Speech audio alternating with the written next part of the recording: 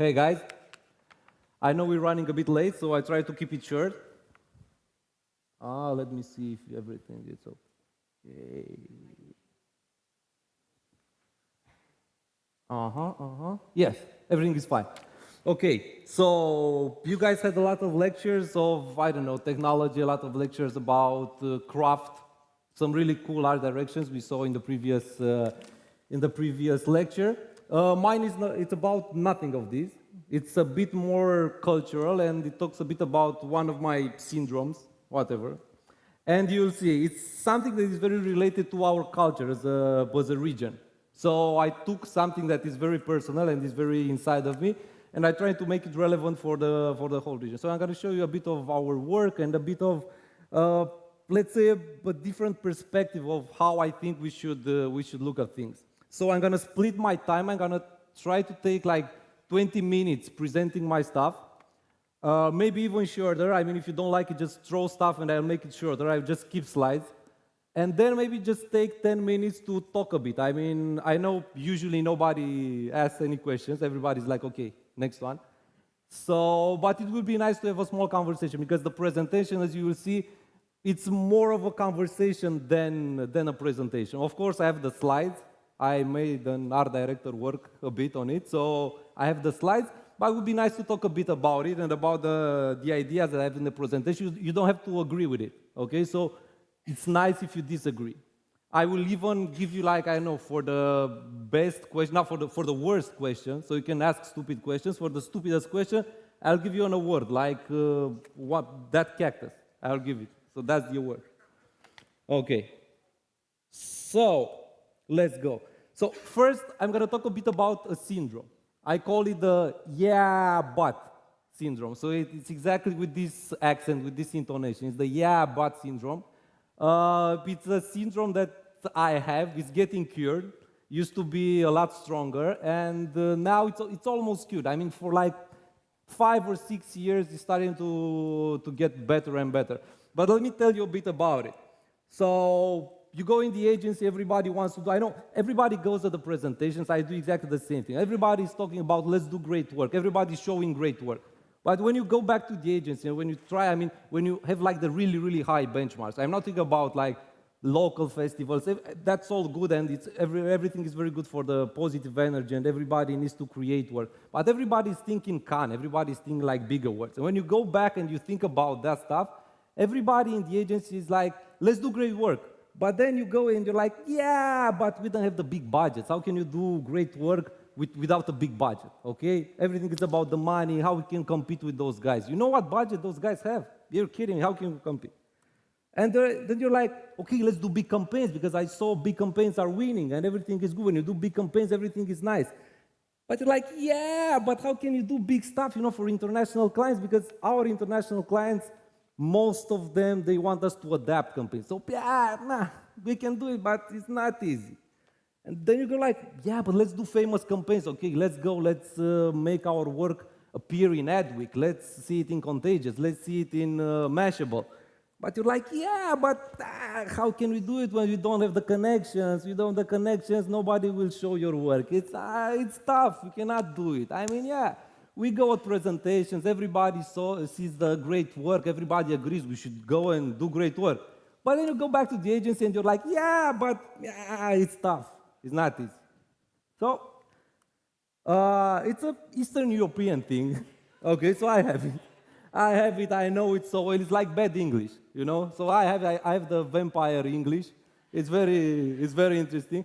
It's a syndrome that is well spread in the region. And it has a very cruel background because, I don't know, we're a bit defensive when somebody comes to us and says, yeah, but maybe gives us some feedback. We're like, yeah, but listen, we worked hard on this. It's not, yeah, so we need to be a bit more open.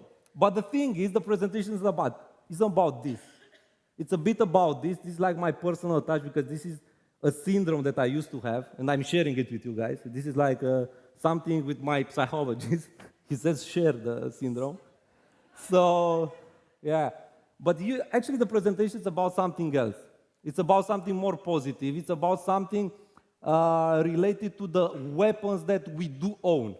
okay? Because we do own some weapons in this region, besides not having the big budgets and stuff like that.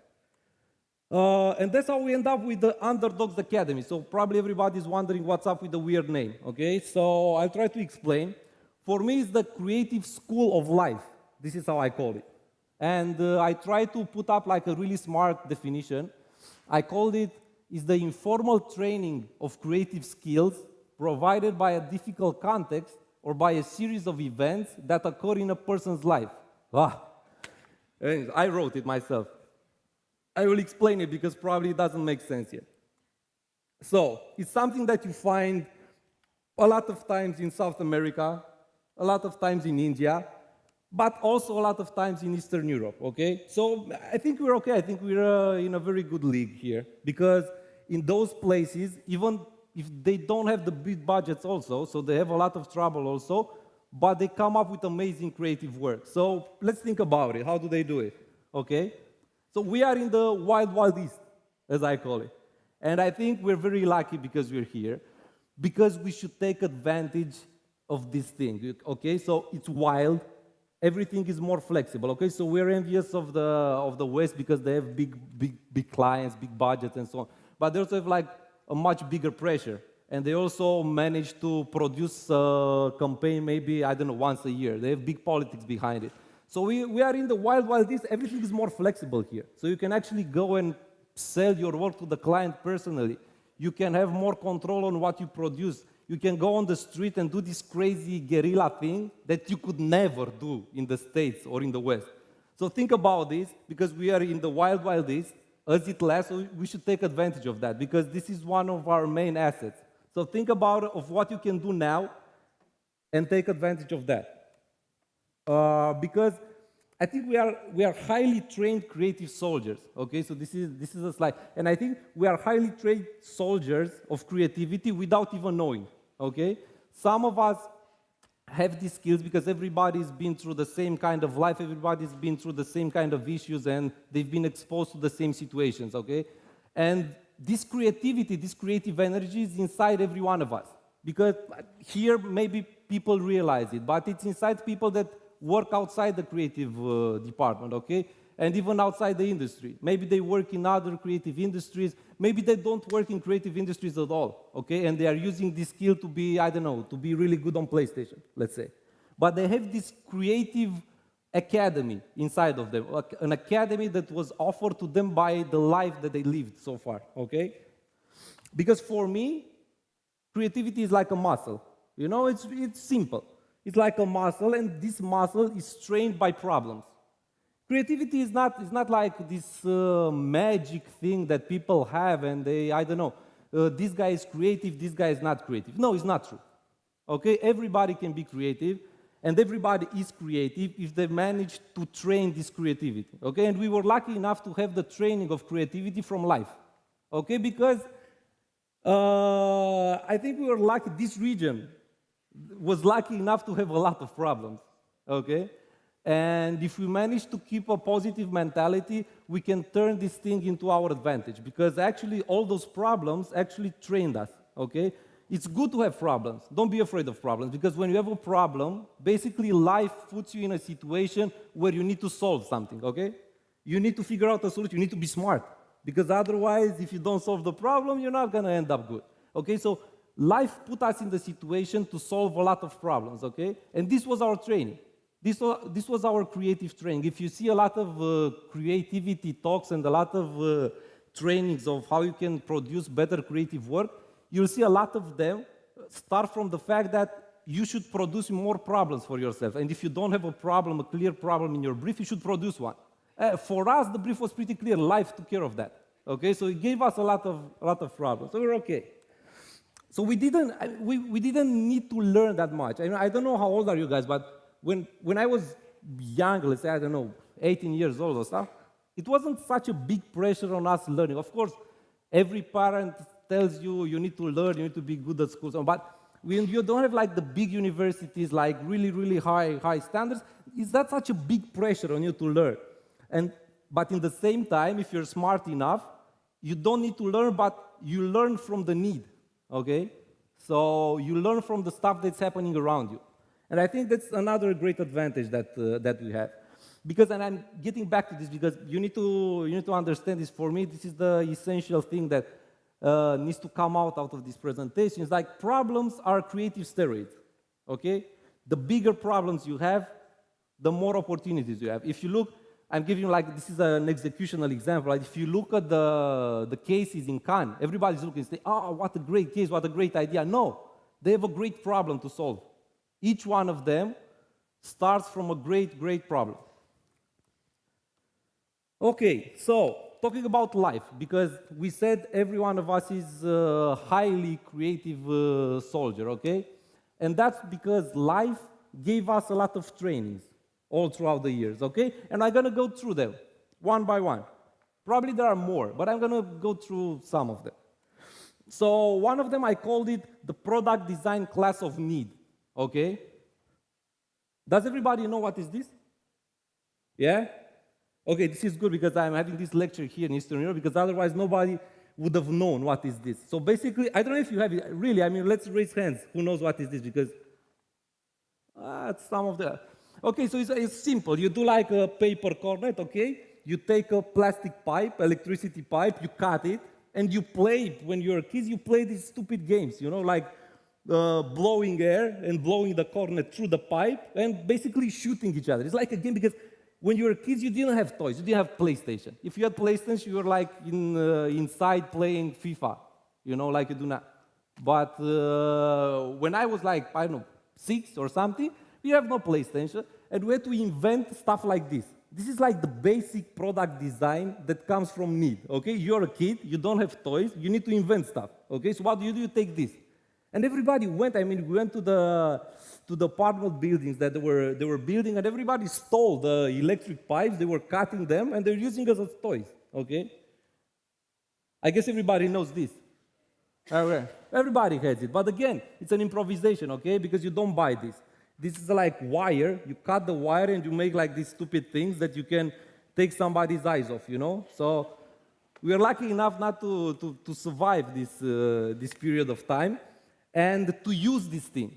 And I mean, everybody has it inside of them, and I will show you, I mean, for instance, what we did, what people inside our agencies did with this is like, we used it to solve a brief for Vodafone, okay? So we have this issue that we have a lot of remote villages and people cannot get to school, okay?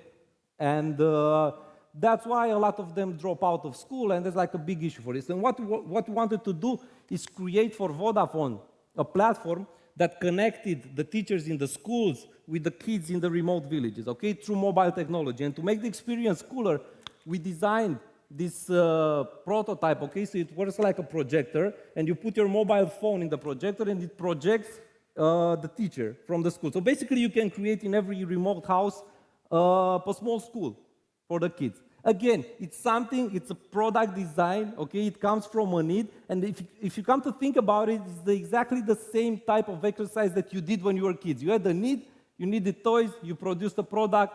Here, solving brief is exactly the same thing. You have a problem, you need to produce something in order to solve it. So this is like one of the results. Next one. I call it the planning class of skipping steps, okay? And thing is that we've been living in this resource scarcity. I mean, what does it mean, this weird scarcity slide? Is that basically the amount of resources that we had at our disposal wasn't enough to fulfill our needs, our aspirations, okay? So we were a very ambitious region, Romania also was a very ambitious country, but the problem was that you ended up after the revolution, seeing that you're like maybe 10 or 15 years behind, okay? So that was pretty bad. I mean, everybody was really ambitious, and it's pretty frustrating when you see yourselves, okay, but listen, we are 20 years behind the West, how we can recover? And then something very interesting happened because technology evolved a lot, and it helped us skip steps. This is what technology does. It helps you skip steps, okay? Because you have the opportunity to learn a lot of stuff, to see a lot of places, to go in, to get inspiration from a lot of stuff, and you're skipping steps. This is like, we kind of hijacked life, you know, through technology.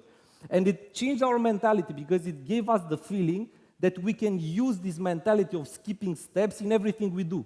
okay? It changed us in our soul a little bit. It gave us the possibility to fight frustration and to believe that no matter how far behind you are, you can actually use technology in order to skip steps and to make something of yourself. And we use this also in our campaigns. This is one example.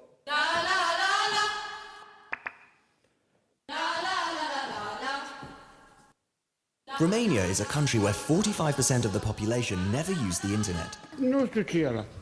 N-am avut, nici nu o să am. Vodafone needed to push smartphone adoption in rural areas and prove that anybody can change his life using the internet. So, we did a social experiment with someone who never saw a smartphone before. Introducing Ghiță, the social shepherd. După ce am gătat clasa 8, atunci am plecat la transumanță și de atunci chiar numai lângă voi am fost. Iarnă, vară, Paști, Crăciun, toate le-am făcut pe drum. We gave him a smartphone, taught him how to use social networks, and asked him to share his life on Facebook. Then we made a TV documentary with episodes showing how he used our products in his everyday life. Ghiță, anul ăsta țânțarii cât berbecii. Ia mă uite aici, aplicația anti-țânțar. Fiecare seară mă una din film bun. Am și popcorn. Not long after, Ghiță became the third most popular Romanian celebrity on Facebook. Every post triggered media attention, giving us free and natural product placement right in the news. Din vârf de munte, cel mai cunoscut cioban din România, Ghiță, și-a setat aplicația Ghiță, ciobanul a trăit intens. Ghiță, ciobanul... Ciobanul Ghiță. Ghiță, ciobanul... The mayor of Bucharest reacted to his posts and invited him to open a cheese store in the capital. Ocazie prin București. De data asta la magazin. Traditional music singers created songs about the shepherd who changed his life using the internet. Ghiță, Ghiță, Ghiță, ești pe Facebook toată seara, să te vadă toată țara. Even the Prime Minister went to visit the shepherd on Facebook that all Romanians love, as he posted on his official page. And he was given as an example of the digitalization of Romania by the European Commissioner.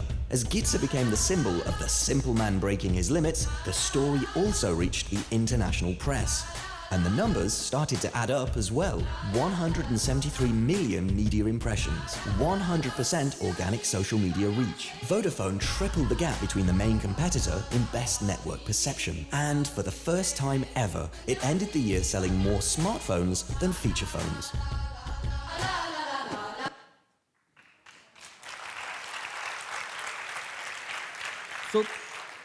So this guy, I mean, I think everybody can agree that he skipped some steps, okay? So yeah, he's an example. Basically, we put into action something that everybody felt inside of us, okay? Probably we weren't conscious of it when we created the campaign, but it's something that we felt inside and the possibility of skipping steps, and we managed to put it in the hands of this guy by using technology. So we created this campaign. Okay, going forward, this one, I call it the disruption class of tricks, okay? And I think each one of us is kind of designed to fight against the system, because every one of us was, I don't know, you didn't fight in the revolution, I don't know, doesn't matter, you weren't on the streets, I wasn't either, I was too little, but even the next years, you had the feeling everybody was against the system, everybody was feeling that they can change something, they can start a revolution, nobody took anything for granted, nobody believed in this fatalism, okay, of this is the way things are and this is how they're supposed to be, so we cannot do anything to change it. We had in our soul something that tells us we can do something. We can do something about anything, okay? So basically this made us natural-born challengers, okay? And the challenger strategy, probably a lot of you know, is for me it's one of my personal favorites when approaching a brief and approaching a brand. When you try to build a brand, I love the challenger strategy because it gives the brand something very brave. It makes it very relevant for the target. It needs to be brave because in order to be a challenger, you really, really need to be a brave one. So in our agency, we built Rome as a brand that is a challenger, okay? So another context that builds up to the same idea is like everybody knows Eastern Europe, when it comes to corruption, it's like way up there. Who gave a bribe from this room? I know, sorry, I know I'm in the KAKTUS church of, yeah, so probably everybody, so this is not, I'm not promoting this by any chance, so I don't want to see on Twitter, this guy came and he's promoting, giving bribes and all. Okay, so, but we all know this happens. And the positive thing about it is that it taught us that we need to invent our way out of trouble, okay? So this is like, if you want to take something positive, even this like 90% negative, but if you want to take something positive out of it, it taught you that there's nothing that is like that and you cannot do anything about it. It taught you that you can take like a second route and reach the same point. So it built up inside us this challenger mentality that you can use in your work. Everybody has it inside. So you can actually use it in your work and transform it into something positive, something that builds courage for the brand. Okay, so for us, we have Rom. I don't know if you know the brand, and we build it with this challenger mentality inside of it. This is one example. Hello world, this is Bucharest speaking. Yes, Bucharest, not Budapest. Bucharest is the capital city of Romania. If you think that Budapest is, then you're in good company, my friend. Truth is, we have a painful history of confusions made by prestigious, geographically impaired artists, like Michael Jackson, Iron Maiden, Metallica, or Lenny Kravitz. But when last year 400 Atletico Bilbao fans missed the Europe League final after mistakenly flying to Budapest instead of Bucharest, it was time to stand up. Here comes Rom, the chocolate that has Bucharest written all over it. Introducing Bucharest, not Budapest, the campaign meant to end the confusion once and for all. The campaign opened with provocative outdoors in the welcome section of Bucharest Airport and even in the Budapest one. This provoked the first media reactions. Atenție artiști, Bucureștiul nu este Budapesta. Bucharest sau Budapest? Aceasta este întrebarea. Next, Rom gave Romanians the tools to end the confusion. A dedicated microsite offered a browser add-on that added not Budapest to every Bucharest mention on the web. These made it easy for Romanians to share the toolkit with their foreign friends via social media. From there on, Rom rode a wave of sympathy.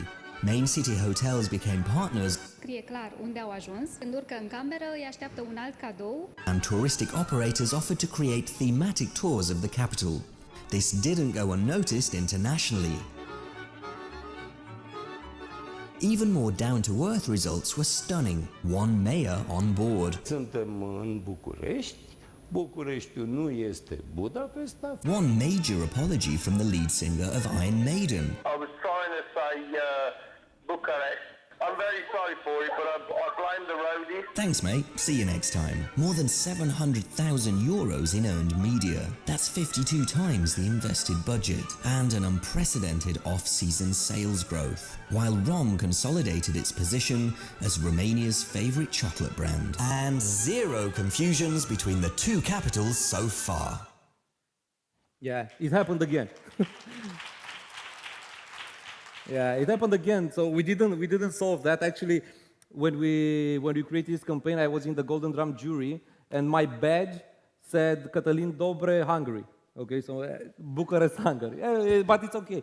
It doesn't matter. The idea is that we pushed this challenger feeling into the brand, and nothing is taken for granted. No issue is too big in order not to change it, or at least try to do something about it. Okay. Next one, try to go a little faster because I don't know how we're on time. I call it the innovation class of hackers, okay?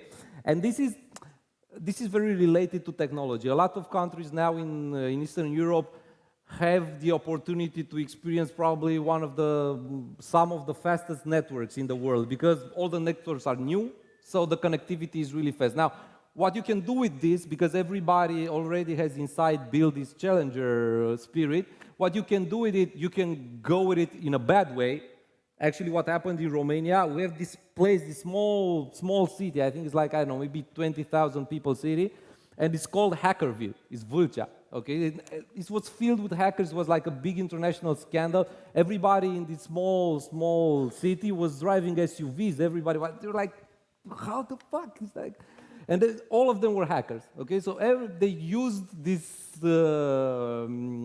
energy in a bad way, okay? But this doesn't mean they're not smart. They were really, really smart, and now, of course, they're not doing this anymore, and a lot of them are working for big IT companies. And as you can see, a lot of people from Western Europe or from the States, they are importing talent from Eastern Europe. So we have it inside of us.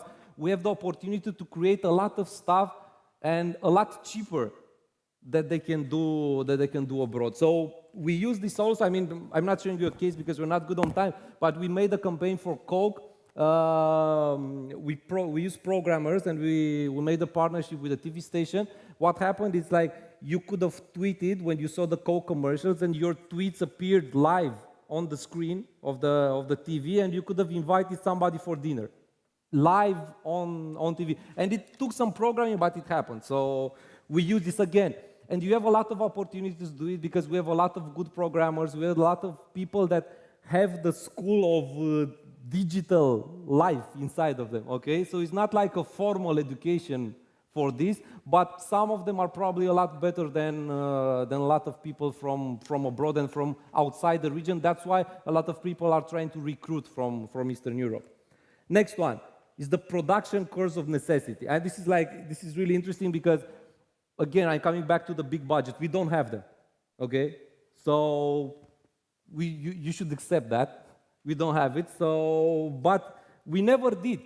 So we cannot complain, we cannot say, yeah, but now we used to have the big budgets, we were used to that, and now we don't have them. No, you never did, we never did, the region never did.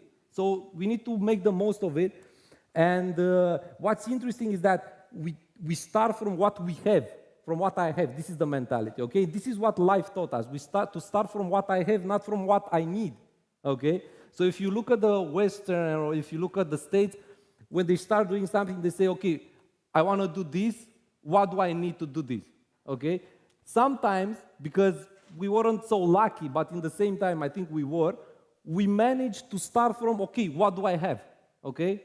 I put it on the table and I see what I can do with it. So I amplify it like a million times with what I have. And if you look at the creativity speeches of a lot of creative industry, if you look like, I don't know, in cooking or chefs, because now it's like a fashionable thing to cook, everybody says, okay, just look what you have in the fridge and make it happen, okay? So this is like, it's a creativity test. So start from what you have. And we try to put this into production, so because we don't have a lot of budget. Sometimes you don't have budgets even to, I don't know, to air a film on TV, or I don't know, to build a website or something like that. So you can do great campaigns, you can do great ideas with almost nothing, okay? So this is like one example, what we did.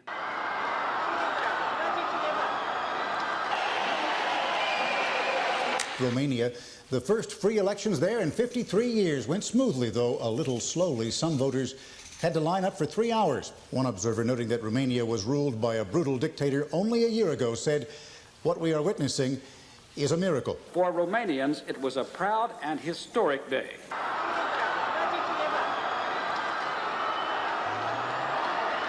Când ai 20 de ani, îți bate vântul prin plete, nu-ți pasă decât de petreceri. Tu te duci astăzi la vot, la referendum.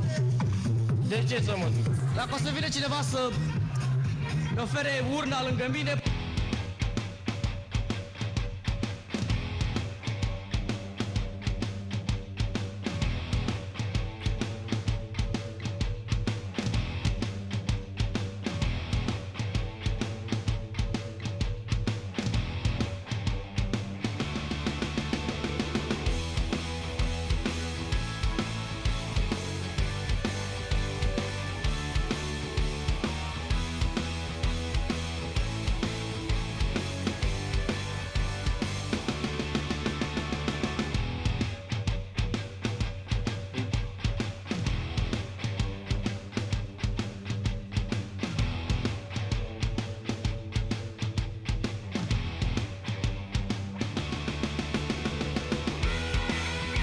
Merge distracția mână în mână cu votul?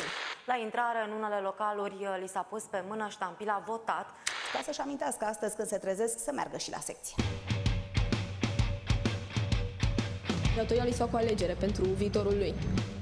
Pentru toți cei care sunt în țară și care trebuie doar să coboare în fața blocului, să iasă la secția de votare. Important este să iese la vot pentru țara asta.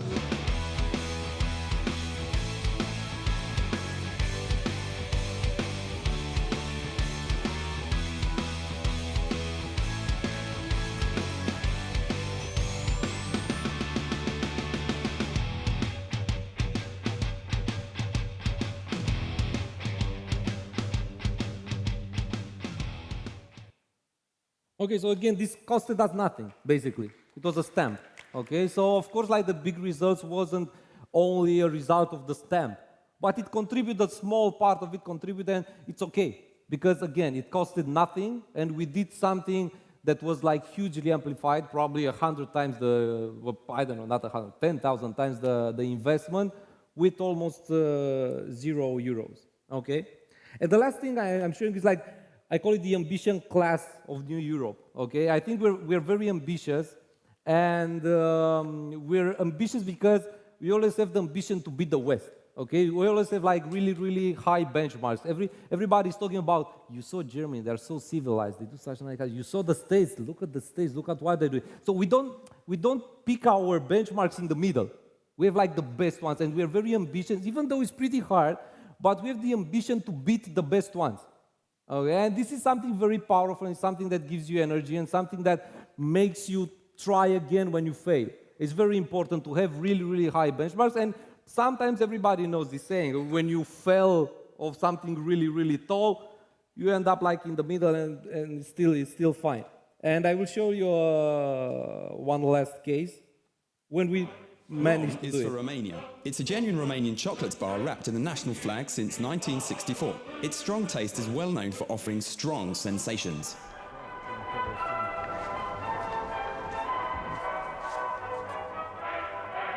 Tovarășă, nu tolerăm așa ținută de minijoc pentru tineretul comunist. Luați-o! The problem was that for the young, Rom was starting to become meaningless.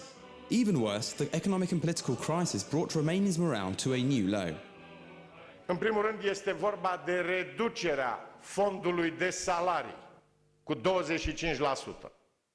Young people now think that everything about Romania is just wrong. They actually believe they can make something of themselves only by going to another country. Things were not good for a chocolate with the national flag on it. The solution was radical. Our only shot with the young was not to follow them blindly, but to challenge their national ego. Next thing, we transformed the well-known Rom overnight. From this to this. The new Rom came with its own launch campaign, in English. We Americans know about stars. We have stars on our flag. We reached the stars when we put a man on the moon. Now, Rom's a star too. How? We replaced the Romanian flag with the American one, so Romanians can shine on too. Try the new Rom with the American flag with the taste of coolness. Suntem români, nu avem nevoie să îmbrăcăm un produs românesc într-un steag american ca să fie bun. Chiar frustrat pentru că e simbolul nostru național. Chiar nu mi se pare corect față de țara noastră, știi? The outdoors surprised the Romanians with even more annoying punchlines. It looked like an American takeover. The ads directed everybody to the campaign's website and Facebook page to join the debate. People assaulted the internet by the thousands to defend the Romanian flag and values. More than 10 causes started simultaneously on Facebook. Dozens of blogs commented, and YouTube films fought for the old Rom. I live in Romania. I drive a Romanian car. And I eat the most traditional Romanian chocolate bar Rom. Then why the fuck am I speaking English? Moreover, supporters even organised a flash mob. Our specially created team responded in real time to the comments and fed the debate. E vorba de o campanie ceva mai uștită. Cineva își bate joc de noi. After one intense patriotic week, we brought back the old Rom. Hello again! Rumor has it you're not at all happy with the American flag on Rom. It was a joke. I'm just funny. Rom stays Rom no matter what. Romanian flag and all. The debate extended into primetime TV shows and public events. And as the final move, we launched the Rom anthem featuring real people. In the first 2 weeks only, the campaign reached 67% of Romanians and generated €300,000 worth of free publicity. In the first 6 days alone, Rom's website had thousands of comments, Facebook fans rose by 300%, and supporters launched petitions. All brand image indicators have exploded. But most importantly, Rom ousted the leader to become Romanians' most popular chocolate bar with 79% increase. In the end, Rom outperformed the markets by 20% in the most relevant channel, while the American Rom sold out. So these were pretty good.